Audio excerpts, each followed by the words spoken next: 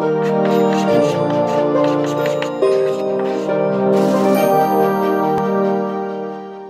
Friends, पिछले video में हम लोगों ने दो तरह का जो टाइप्स है ई कॉमर्स का उसको डिस्कस किया था। इसी वीडियो को हम लोग कंटिन्यू करेंगे, जिसमें इंट्रा बिजनेस और साथ ही में C2C कॉमर्स क्या होता है उसकी बात करेंगे। तो सबसे पहले अंतः बी। अंतः का मतलब हो जाता है कि किसी के अंदर की बात की जा रही है। बी का मतलब क्या होगा? बिजनेस।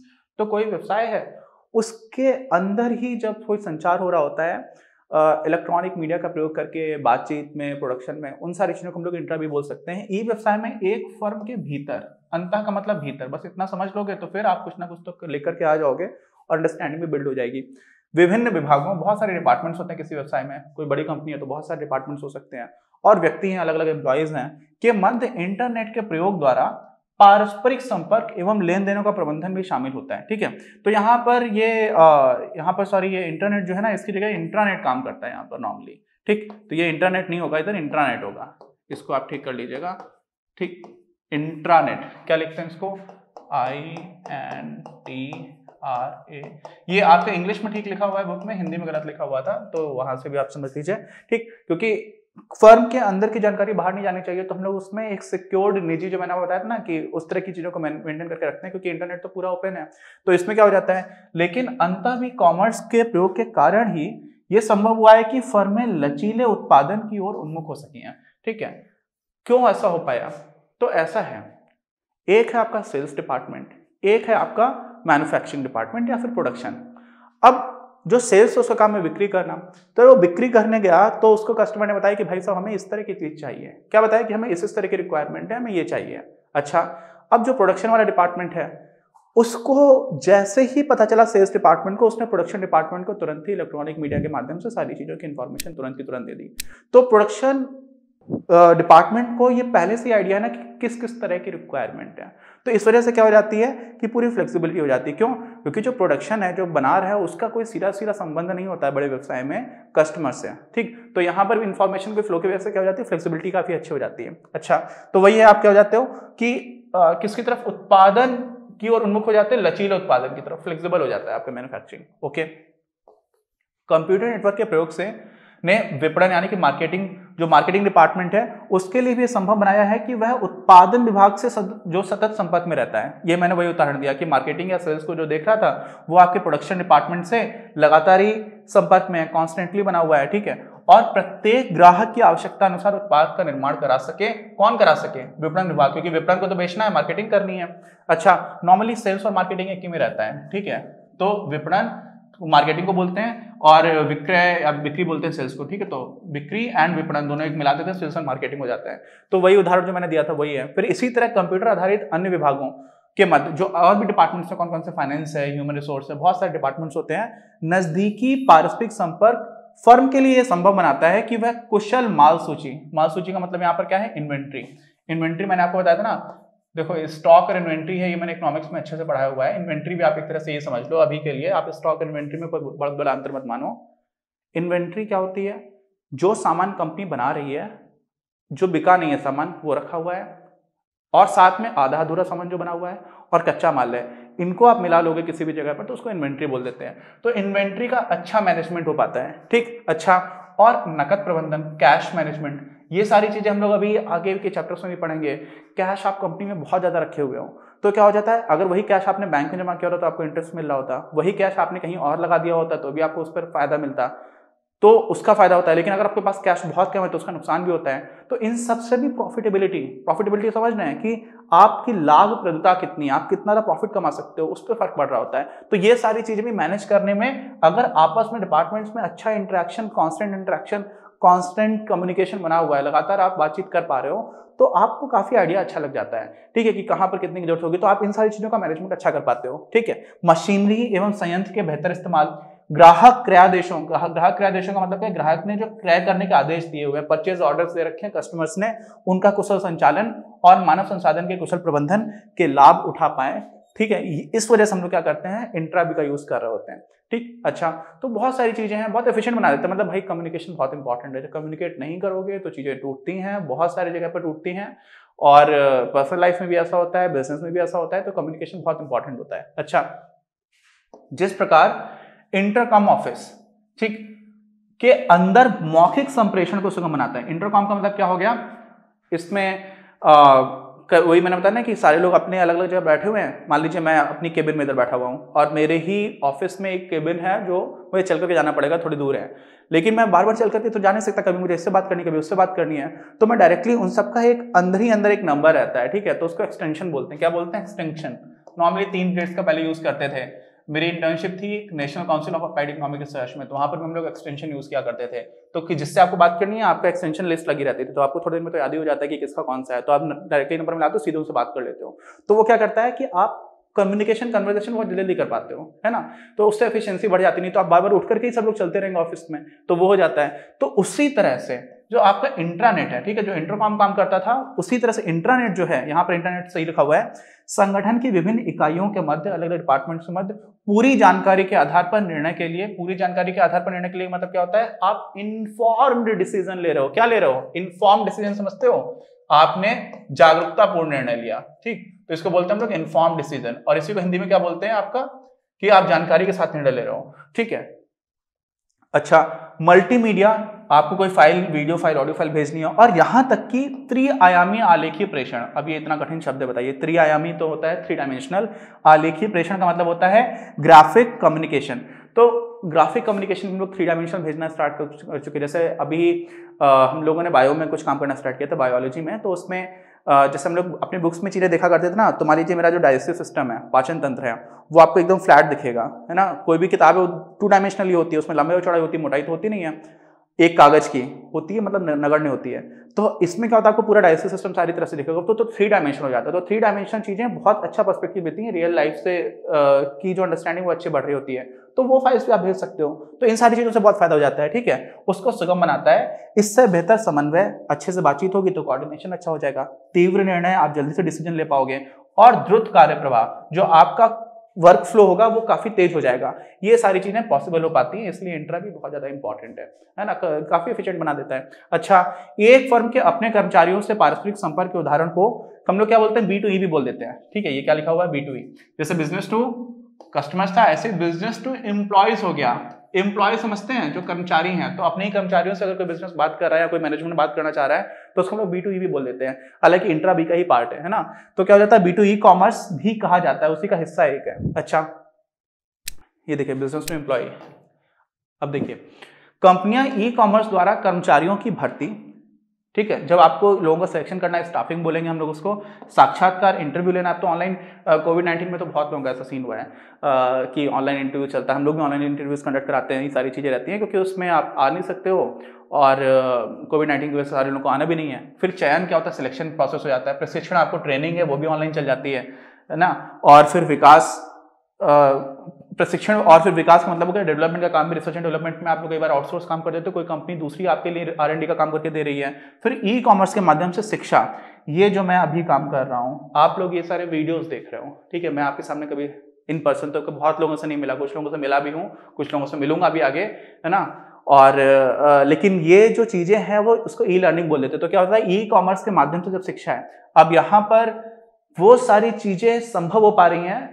मैं इतने सारे लोगों से बात नहीं कर सकता था कई बार, है ना, और आपके लिए भी बहुत फायदा। आप जिस टाइम पर वीडियो देखना चाहते हो उस टाइम पर देखो, रात में देखना है, सुबह देखना है, और क्लाउड पर पड़ा हुआ है, कभी भी आप वहां से उठा करके देख सकते हो। तो बहुत सारी चीजें हैं इत्यादि की ओर उन्मुख हो रही हैं, ठीक। तो ये सारे इसके क्या हो रहे हैं, एक तरह से बेनिफिट्स हैं ई कॉमर्स के ही। अच्छा, आभासी निजी नेटवर्क, इसको हम लोग बोलते हैं वर्चुअल प्राइवेट नेटवर्क, VPN बोला जाता है बहुत ही कॉमन लैंग्वेज में। इस तकनीक का आशय होगा कि कर्मचारियों को कार्यालय नहीं आना होगा, और अब आते भी नहीं है यार, कोविड-19 में तो वर्क फ्रॉम होम चल रहा है, और वर्क फ्रॉम होम के लिए WFH, ये बहुत सारे लोग व्हाट्सएप में लिखना स्टार्ट कर चुके हैं, ठीक है। वर्क फ्रॉम होम एक नया शब्द बन गया है, लोग घर से बैठ करके काम कर रहे हैं, ऑफिस नहीं आ सकते क्योंकि बहुत तेजी से संक्रमण फैल सकता है, और साथ ही में क्योंकि इंफॉर्मेशन टेक्नोलॉजी है, तो आप घर पे बैठे बैठे भी काम कर सकते हो, अपनी इच्छा अनुसार काम कर सकते हो। तो एक तरह से ऑफिस आप तक खुद चल करके आ गया, आपको ऑफिस जाने की जरूरत नहीं है, ठीक। तो इसके बजाय कार्यालय एक प्रकार से उनके पास जाएगा, और वे जहां हैं वहां से अपनी गति और समय सुविधा के अनुसार, आपको जिस टाइम पे करना है, जिस स्पीड में आप काम करते हो, जो आपको कन्वीनियंस है, उसके अनुसार कार्य कर सकते हो। आपको रात में काम करने का मन, अपने काम कर लिया। दोपहर में बहुत सारे एम्प्लॉइज को नींद आती है, ये भी बहुत अच्छी चीज है।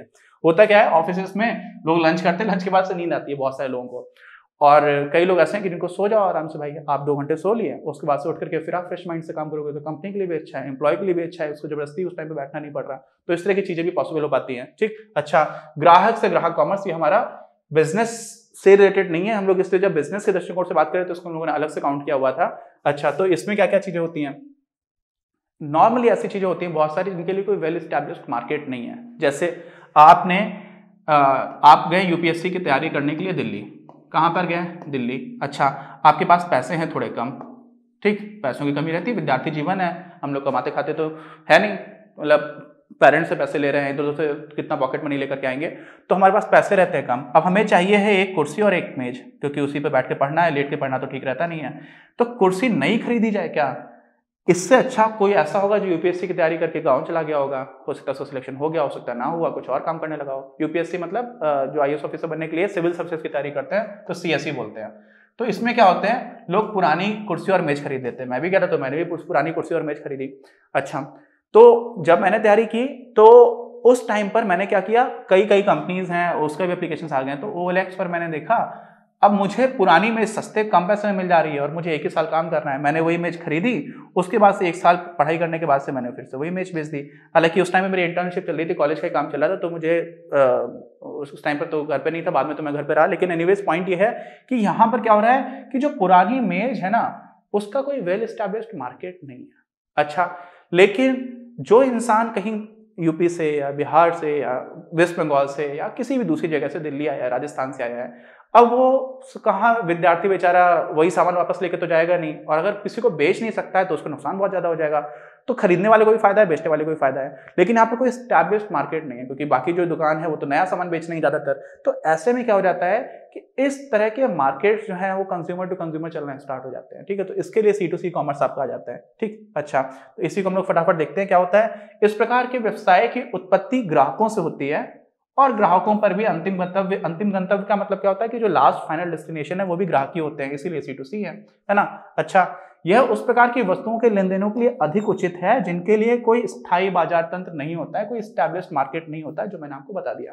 ठीक, फिर क्या है, ई कॉमर्स तकनीकी ऐसे लेन देन को बाजार प्रणाली सुरक्षा उपलब्ध कराती है जो कि अन्यथा लुप्त हो गई होती यदि क्रेताओं और विक्रेताओं को आमने सामने लेन देनों के में अनामता पूर्वक मतलब समझ, अनामिका समझते हैं जिसका कोई नाम नहीं है, तो अनामता पूर्वक कई बार क्या होता है कि आप सामने वाले को नहीं जानते हो, बिना नाम के ही ट्रांजैक्शन, नाम का मतलब आप इन पर्सन तो मिले नहीं हो, आप देख नहीं पा रहे हो कि किस ट्रांजैक्शन हो रहा है। तो कई बार क्या होता है जब आपको एनोनिमिटी बोलते हैं, इसको क्या बोलते हैं, एनोनिमिटी। ठीक, एनोनिमिटी का मतलब होता है अनामता। आपको नहीं पता, आप अपना नाम नहीं डिस्क्लोज करना चाह रहे हो, आपने कोई अपना इंटरनेट पर अलग से नाम रखा हुआ है किसी प्लेटफॉर्म पर, ठीक है, मान लीजिए आपका नाम है राहुल, आपने रख रखा है RK 150, कुछ भी लग सकते हो, तो मान लीजिए ऐसा रखा हुआ है, तो आप किसी को तो नहीं पता कि RK 150 कौन है। लेकिन वहां पर कोई भी मार्केट प्लेस तब चल पाता है जब दोनों को ट्रस्ट होता है, जब सेलर को ट्रस्ट होता है कि यार सामान मैं बेच रहा हूं, मुझे पैसे मिल जाएंगे, बायर को है कि मुझे सामान सही मिल रहा होगा, जैसा बताया जा रहा है वैसा ही होगा। तो वो प्लेटफॉर्म कितना ट्रांसपेरेंट है और कैसे इस तरह की सुविधाएं दे पा रहा है, ये सारी चीजें करना बहुत कठिन होता अगर ई कॉमर्स नहीं होता। तो ई कॉमर्स में क्या होता है, मार्केट सिस्टम सिक्योरिटी, ये बहुत इंपॉर्टेंट है ना, क्योंकि यहाँ पर कोई बाजार कंपनी तो है नहीं कि आप दुकान पे आकर लड़ाई करके आ गए, या फिर मान लीजिए अमेजॉन है कोई एस्टैब्लिश कंपनी, तो आप उससे आकर के बात कर सकते हो, उसको अपना कुछ शिकायत भी लिख सकते हो। C2C में क्या है, किसी इंसान ने आपको बेवकूफ बना दिया, बन गए बेवकूफ, बहुत लोग बनते भी बेचारे, इस तरह का समस्याएं भी चलती हैं। लेकिन फिर भी कुछ मार्केट प्लेसेस धीरे धीरे स्टैब्लिश होते चले जा रहे हैं, जो इन सारी समस्याओं को दूर करने की कोशिश कर रहे हैं और काफी हद तक कई ने कर भी है। ठीक है, ठीक, तो होता क्या है, संपर्क स्थापित करना होता है, ये मैंने आपको एनोनिमिटी उधर लिखा हुआ था, इधर भी लिखा हुआ है। अच्छा, तो ये क्या है आपका कि एक सिक्योरिटी आप जब दे रहे हो तो ट्रस्ट लोगों का बिल्ड करना स्टार्ट होता है, तो C2C कॉमर्स भी चलना पड़ जाता है और चल भी रहा है, कई जगह पे चल रहा है। उदाहरण क्या है, OLX है, eBay भी पहले ऐसा क्या करती थी। ठीक, अच्छा, लोग पुरानी किताबें भी बेचा करते हैं, वो सारी चीजें भी होती हैं। सभी विक्रेताओं एवं क्रेताओं को एक दूसरे को आंकने की अनुमति देता है। कौन, eBay क्या करता है, आंकने का मतलब क्या होता है, मान लीजिए आपने किसी से सामान खरीदा, उसने आपको सही सामान दिया तो आप उसको 5 स्टार दे देते हो। अब स्टार सिस्टम चलता है रेटिंग्स में, ठीक है, या फिर 10 में से आपने उसको 10 नंबर दे दिए, तो बाकी लोगों को पता रहेगा कि यार ये बंदा सामान सही बेच रहा है। क्यों? क्योंकि उसको बहुत लोगों ने अच्छा रेट कर रखा है। कई लोग फर्जी रेटिंग भी करवा देते हैं, बट फिर भी अगर आपने रेटिंग देने का सिस्टम दे रखा है तो उससे क्या हो जाता है, ऐसे खरीदने वाला सामान इंसान है तो आपको पता है कि हाँ भाई ये इसने खरीदने का अगर ऑर्डर दे रखा है तो ये खरीद लेता है और सही पैसे जो पैसे हैं उसमें दे देता है। तो ऐसे रेट भी होते रहते हैं, सबकी प्रोफाइल बनती चली जाती है, बहुत सारी जगह पर ऐसा हो रहा है। Over a period of time आपको समझ में आ जाता है कि अच्छा यार यहाँ से सामान खरीदना ठीक है। ठीक, तो ये सारी चीजें हैं। ग्राहक से ग्राहक कॉमर्स। अन्य तकनीकी क्या होती है, भुगतान मध्यस्थ, उसको बोलते हैं पेमेंट इंटरमीडियरी।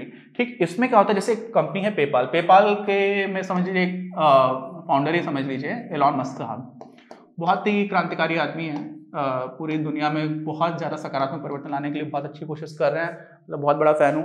तो उन्होंने पेपाल कंपनी स्टैब्लिश की थी। अब इसमें क्या होता है, मान लीजिए मेन समस्या क्या होती है C2C कॉमर्स में, कोई स्टैब्लिश तो है नहीं, कोई कंपनी तो है नहीं, कोई फर्म तो है नहीं, तो ऐसे में कई बार पैसे का लेन देन का लेकर के बड़ी समस्या होती है कि यार ये पैसे देंगे कि नहीं देंगे। अब मान लीजिए सेलर हूं मैं, मुझे सामान बेचना है, मुझे लग रहा है कि मैं सामान बेच दूंगा लेकिन मुझे कल पैसा मिलेगा कि नहीं मिलेगा, मैंने सामान भेज दिया, अब इन्होंने पैसे नहीं दिए तो यहाँ पर एक इंटरमीडिएटरी आ गया। इंटरमीडिएटरी क्या बोलता है कि भाई आपको सामान बेचना है, आप इनको सामान भेजो, आपको सामान खरीदना, आप पैसे मुझे लाओ, जब आपको सामान मिल जाए, सब कुछ संतुष्टि हो जाए, तब मैं ये पैसे इनको दे दूंगा और बीच में मेरा कुछ कमीशन बनेगा। समझ रहे क्या होगा? तो जो इंटरमीडिएटरी है उसकी अपनी प्रतिष्ठा है। ऐसा पहले भी होता था, बहुत पुराने समय में गांव में ऐसा होता था। और गांव में तो क्या समझ लें कि जब इंटरनेशनल ट्रेड होता था, जैसे मान लीजिए हिंदुस्तान से अरब में कुछ सामान जा रहा है नाव से, तो ऐसे में क्या होता था, सामान पहुंचने में बहुत समय लगता था।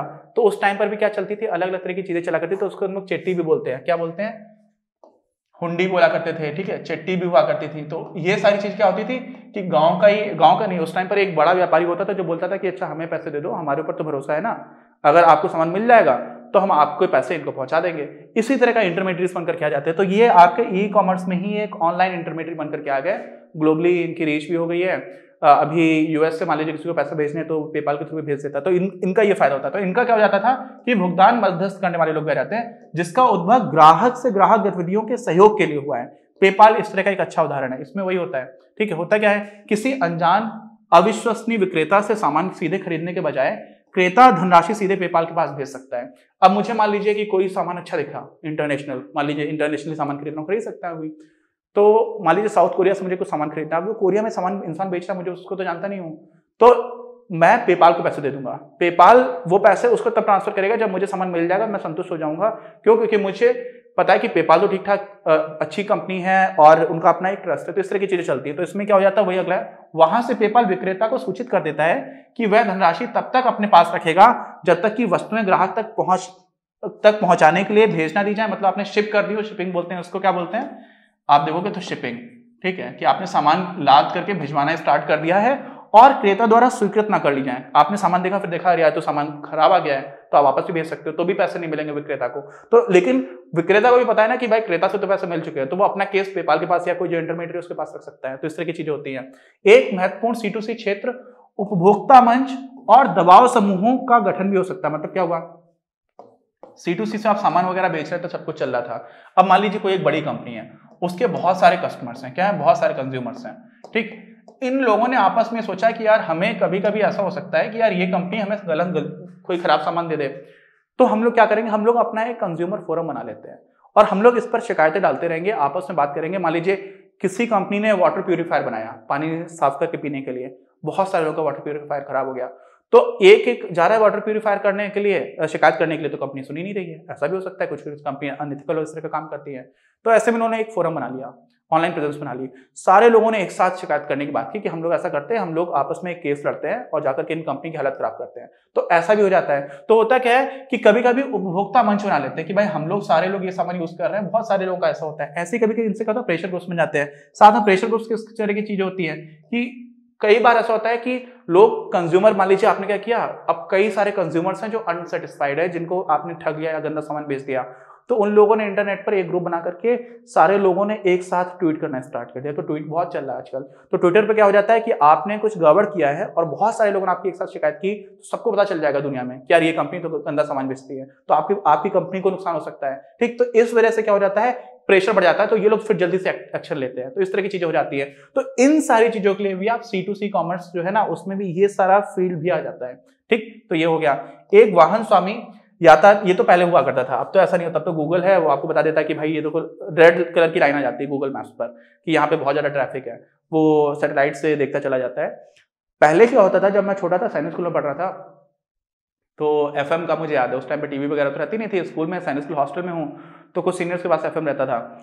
और अब उसमें कभी कभी ऐसी न्यूज़ आती थी कि अरे आप इस रोड पर मत जाइए, लखनऊ में था मैं, कि इस रोड पर आप निकलेंगे। हम लोग तो वैसे हॉस्टल में रहते थे, लेकिन न्यूज़ इस तरह की आती रहती थी कि गाने भी चल रहे हैं, लेकिन बीच में बताया जा रहा है कि इस रास्ते में बहुत ज़्यादा जाम है, आप इस पर मत जाइए। तो पहले क्या होता था कि लोग कॉल करके बता देते थे FM पर कि देखो यहाँ पर जाम है, और उसका नाम आ जाता था, तो लोग अपना नाम भी सुन लेते थे, उनको भी अच्छा लग जाता था, और FM भी सब सारे लोगों को बता देता था कि इस रोड पर ऑलरेडी जाम लगा हुआ है तो मत जाइए। तो इस तरह की चीज़ें चलती थी। अब देखिए इसमें क्या है, यही आपका समझ लीजिए कि जो कोई कभी कभी ऐसा होता है ना कि जो एग्रीड कस्टमर्स हैं, मान लीजिए कोई एक कंपनी है, मैंने आपको बताया था उसके बहुत सारे कस्टमर्स हैं, उन सारे कस्टमर्स को कोई काफी गंदा सामान बेच रहा है लगातार, तो वो लोग अपना उन्होंने ग्रुप बना लिया कंज्यूमर फोरम टाइप का, और वहां से एक साथ कभी कभी आप इन प्लेटफॉर्म्स पर, इंटरनेट पर, खासतौर से ट्विटर पर जब इस तरह का कुछ लिख देते हो तो कंपनीज के ऊपर काफी प्रेशर पड़ जाता है, और कई बार इस तरह की समस्याओं का निराकरण भी हो जाता है। ठीक है, तो काफी ज्यादा हेल्प मिल जाती है। तो ये क्या है, वही सारी चीजें लिखी हुई है। इसी प्रकार एक भुक्तभोगी ग्राहक, अग्रीव्ड कस्टमर बोलते हैं, एक उत्पाद, कोई आपने जो उत्पाद खरीदा था या कोई आपने सेवा का यूटिलाइज किया था, किसी होटल वगैरह गए थे, आपको वहां पे बहुत ही गंदी चीजें मिली, तो आप उसका निगेटिव रिव्यू लिख देते हो, है ना। विक्रेता से संबंधित अनुभवों को अन्य लोगों के साथ बांट सकता है। आप इंटरनेट पर रिव्यू लिख दिया तो सबको पता चल रहा है, और सिर्फ एक संदेश लिखकर और इस पूरे समूह की जानकारी मिलाकर, जो भी कंज्यूमर बेस है, जो उसका सामान खरीद सकता था या उन सेवाओं को प्रयोग कर सकता था, उनकी जानकारी में आप ले आए, तो हो सकता है वो लोग अब उसकी सामान ना खरीदें, तो उससे उस फर्म को या उस व्यवसाय करने वाले को नुकसान होना स्टार्ट हो जाएगा। तो वो हो सकता है कि आपकी जो है ना, क्या हो सकता है कि सावधान कर सकता है। यह नितांत संभव है, बहुत ज्यादा चांसेस ऐसे होते हैं कि समूह दवा के चलते समस्या का समाधान भी हो जाए, तो आपको इस तरह का बेनिफिट भी मिल जाता है। इसलिए C2C कॉमर्स के अंतर्गत इस तरह के फायदे भी हो जाते हैं, जो अच्छी बात है सारे सिस्टम के लिए, क्योंकि जो अच्छी सर्विस प्रोवाइड कर रहा है लोग उनके पास जाना स्टार्ट करेंगे, जो अच्छा प्रोडक्ट दे रहा है उनके पास जाना स्टार्ट करेंगे, तो ये सारी चीजें हो जाएंगी। हम लोगों ने ये सारी चीजें देख ली, काफी इंटरेस्टिंग और प्रैक्टिकल पॉइंट ऑफ व्यू से बहुत इंपॉर्टेंट चैप्टर है। इन सारी चीजों को यूज करना स्टार्ट करिए धीरे धीरे, तो आपकी लाइफ में मटेरियल टर्म्स में इंप्रूवमेंट भी होगा, आप अच्छी चीजों को ज्यादा अच्छे से खरीद पाओगे, कम खर्च करते हो, अपना समय भी बचाओगे, और धीरे धीरे जो टेक्नोलॉजी के साथ दुनिया बदल रही है उसको भी आप सीखना स्टार्ट कर पाओगे। उम्मीद है आपको अच्छा लगा होगा। अच्छा लगा तो प्लीज लाइक करिए, बाकी लोगों के साथ शेयर करिए। मिलते हैं हम लोग अपने अगले वीडियो में। इस वीडियो के प्रायोजक हैं आप, और अगर आप ऐसे ही और वीडियोस बनाने में हमारी मदद करना चाहते हैं तो पैट्रियन पर जाकर या फिर स्क्रीन पर दिए गए QR कोड को स्कैन कर अपना योगदान जरूर दें।